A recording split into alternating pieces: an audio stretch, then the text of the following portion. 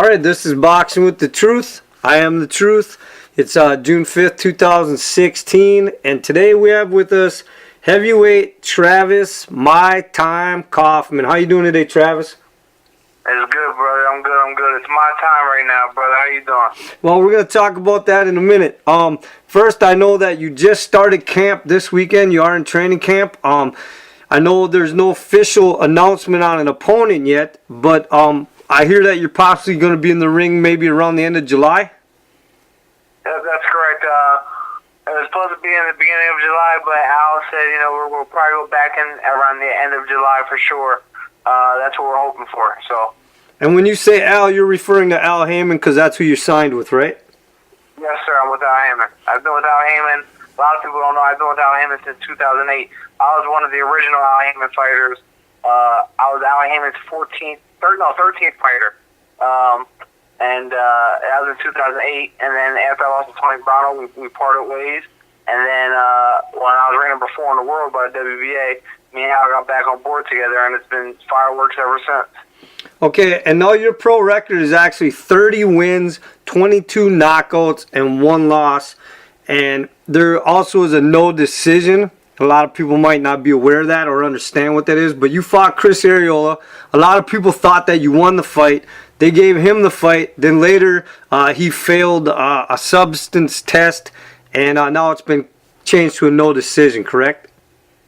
That is correct. Yeah, I whipped Chris's butt. I watched the fight over and over again. Many people see what happened in that fight. If we have time to talk about it in that fight, in the 10th round, I took off. I felt like I was so far ahead in the scorecard. I was getting a little tired. I didn't want to. It was my first 12-round fight, and I didn't want to blow my load. So I wanted to take the round off. I took the round off on the 10th round. 11th round, I went out there and Chris hit me with a beautiful left hook, and I said, you know what? Let me back up a little bit. Let me take this round off. I'm still up far enough where I know I could win this fight. 12th round, I dominated, and I hurt him real bad in the 12th round again. And they gave him the 12th round for whatever reason. However, I don't complain about whatever judges score. They score some bogus things all the time. It's not going to do me no good to complain about it. So what I did, I said, maybe they see something that I didn't. Maybe they see something that all these fans in the audience didn't see. They're supposed to be the experts per se. And I went home and I watched the video, the fight with me and Chris, and I kicked my kids out of the room. I kicked my girlfriend out of the room, and I put the TV on mute because I don't want nobody to influence my opinion. So I watched the fight, and I watched the fight 4 times, and every time I watched the fight, I had to score 8-4. And I'm like, well, maybe I'm being biased, so let me give him a round. Being biased, that's 7-5, and with the knockout, I had to score 115, 112 every time I watched it. And just to clarify, you also knocked him down in the 6th round? 3rd round. 3rd round? So, I mean, you also knocked him down, too. And so, yeah, I like I said, I watched it. I didn't understand how they gave it to him. But I don't know. Personally, would you like a rematch if he's willing to rematch? Yeah, I mean, I would love a rematch. I won't turn down any fight. There's not one fighter out there that I want to fight. Chris knows I want to fight. I believe that Chris is looking for a big fight now. He's at the end of his career, and he wants a big fight. And I believe he's getting that fight with Deontay Wilder. I'm really happy for him because as a friend, Chris is a personal friend of mine, and I don't hate on nobody. And I'm glad he's getting an opportunity. Does he deserve that opportunity? Absolutely not. I beat Chris's ass from ring post to ring post, excuse my language. Then he tested positive for a banned substance. And then it's like they were giving him a reward by him facing Deontay Wilder, if that's who he's facing. I know that he's a name that's thrown out there to fight Deontay Wilder. I don't know if that's the case.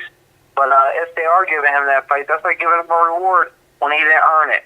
But yeah, I would love a rematch. And I'm hoping if Chris does fight Deontay Wilder, I'm hoping Chris goes out there and knocks him out. And then, it makes me look so much better. Then I get to fight him for the heavyweight championship of the world. Why not? Okay. Well, listen, I want to back up a little bit in your career so some people that aren't familiar with you as much kind of learn a little bit about you. I know you started boxing at age 9, and I know your amateur record was 56-12, but the record's kind of deceiving because you did a lot as an amateur, won a lot of titles, a lot of awards. I know your father actually is a boxing trainer and promoter. When you got to the pros, a lot of people might not know this because they're smaller belts, but you've had the WBA Federation Heavyweight title. You've had the WBF Intercontinental Heavyweight title. So I know you are earning these things, and I know you've just mentioned Deontay Wilder. So I want to bring that up a little bit. Recently, just in the last couple weeks, you made a YouTube video, and you put it out there basically saying, hey, I've earned my shot. I want my shot. And you basically called out Deontay Wilder. And you did mention in there that if you did get the fight, and that if you don't knock Wilder out, you will give him your purse. Is that correct? That's 100% correct. I believe I have what it takes to knock Deontay Wilder out. Everybody's scared of Deontay's record. If you speak life into it, it will come true. God rest his soul, Muhammad Ali, but that's one of my idols. And he knew he was great before. He started saying he was great before he even knew he was great. And people started to believe he was great. I know I would knock Deontay Wilder out. I'm better than Spilka. And Spilka had Deontay Wilder on his toes until he got caught. We know Deontay Wilder could punch. Everybody knows that. But Deontay Wilder has one thing, and it's power, and he has nothing else. I'm a firm believer that I will knock Deontay Wilder out. Okay, so let me play devil advocate and pretend I'm Dante's people here for a minute. They're going to look at you. They're going to look at your record, which is nice, but they're going to look at your opponents and say, you've only fought one guy in the top 20. Why should we give you a title shot? That's exactly what they're going to say. But Deontay Wilder, he fought, I think it was 6 guys in the top 15. And he beat him. And I think nothing away from Deontay Wilder because what he's done as an amateur, I think it was only 3 years as an amateur, and he won the bronze medalist in the Olympics, which is amazing. That's outstanding. And as a pro, he's the heavyweight champion of the world. I can't hate for what he's done. It's amazing to be able to have that pedigree to do that in this short period of time. I have a huge amateur background. Amateurs are behind me now. Now I'm a professional. I have a 30-1 record. It's unfortunate because when I parted ways with Al Heyman back in 2009, I got with some bad promoters. I got with some promotional issues that had me on the shelf, and they weren't getting me the right fight. Me as a fighter, I will fight anyone. A lot of people thought me fighting Chris Arreola wasn't a step up. They thought that was a leap, that I was jumping, and that was too big of a fight for me. I proved to everybody, because I knew before I even fought Chris, I knew I could beat him. I knew that. I sparred Chris a bunch of times. I knew what I had on Chris. Chris knew what I had. Chris knew the ability I had, which is why Chris got in the best shape of his life, because he knew what I was capable of doing. I know for a fact I would knock Deontay Wilder out. Okay, so I want to bring up some other guys that you might have to go through to get Deontay Wilder possibly, and I want to see what you got to say about some of these guys. First off, Andy Ruiz Jr. Andy Ruiz Jr., I'd fight him. I mean, let's face it, the reason why that fight hasn't happened yet is because Al Heyman and Bob Arum was going through some things, but the good news is they're about to start working together. So I would love that fight, absolutely. Okay, Gerald Washington. Gerald Washington, he's beat one name on his record, which was Eddie Chambers. He had a draw against Amir Mansour, which he lost that fight. He's just another big guy. He's just a giant in the game. He has nothing else. Okay, Dominic Brazil. He's about to get knocked out by Anthony Joshua. Okay, Eric Molina. Eric Molina. What has he done? He got knocked out by Deontay Wilder. And I haven't heard much of Eric Molina lately. I don't know if he's doing anything, but he, I mean, whatever. I'll fight that. Listen, there's not one person you're going to name that I wouldn't say no. That I would say no to, because I would fight anybody. If any fighter is going to say that they want to fight this person, then they shouldn't be fighting. Okay, I agree with that. Now let's talk about now you had a knee surgery a while back, and then you just had one again recently. So how is your knee right now? My knee's good. My knee's 100%. I tore my ACL in 2014. I was sparring Steve Cunningham, and I was helping Steve Cunningham get ready for a fight. And I tore my ACL. I mean, it was a brutal feeling because not to have stability in your leg is kind of weird. Your legs are your foundation. Without your legs, you have nothing. So I had the surgery. 9 months later, I was back in the ring, and it was great for me. And then after training for the fight, I had 2 fights before I fought Chris. After I had that surgery, I had 2 fights before I had fought Chris. And training for the fight with Chris Arreola, I tore my meniscus. But I fought anyway because I knew I could. It was a fight I couldn't pull out of. I knew it was a fight I'm going to win. And I took that fight. I fought Chris Arreola with a torn meniscus, and still was capable of doing what I was doing. You know what I'm saying? And I had surgery again on Christmas Eve. It was just a scope clean. They go in there and they shave your meniscus down and clean out all the scar tissue. And it was. I'm fine now. I'm up. I'm running around, back to training. I think I'm always going to have aches and pains, and I think that's any athlete. If there's an athlete today that says that they don't have no aches and pains, then they're not a real athlete. Okay, well, I'm glad to hear that's 100% and that you're going to be around a while and then getting in the ring soon again. I just want to touch on this briefly. I know a while back you were getting some bad rap about some legal issues. I didn't really see that as anything big. I know the media always likes to blow things up bigger. But I don't think you get enough credit for some of the good things you actually do. You do a lot of community work, and particularly with the homeless people, right? Yeah, I mean, I feed the homeless every year. This year we were able to raise, I think it was a total of like $4,000. I don't know the exact number, but it was like $4,000 some dollars. And we were supposed to have an event June 18th. However, this fight came up, and of course, I had to put my career first. And I